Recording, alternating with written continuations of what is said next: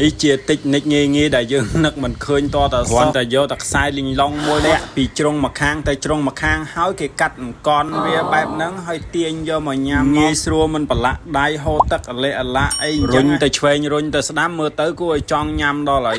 ឆ្ងាញ់បងអើយតែស្ដាយខ្ញុំភ្លេចថតបាយឲ្យបងមើលបងខ្ញុំពូមិញដែរមិនទាន់បានសាកអង្គរំដួលអ្នកកាចេះនេះគឺខ្ញុំណែនាំមែនតើភ្ញៀវទិញទៅហ្នឹងគឺដឹងតែជាប់ចិត្តបងសួស្ដីហ្នឹងហើយខ្ញុំដាំសាយបងសុំទោសខ្ញុំអត់បានរវល់បានឆាតប្រាប់បងឲ្យភ្លេចទៀតហ្នឹងហើយទៅអង្គុយមើលទូរស័ព្ទតែឃើញអត់អីបងអរគុណច្រើនអង្គឆ្ងាញ់បងអរគុណបងណាផ្អែមឆ្ងាញ់ឈ្ងុយបងណាអត់អី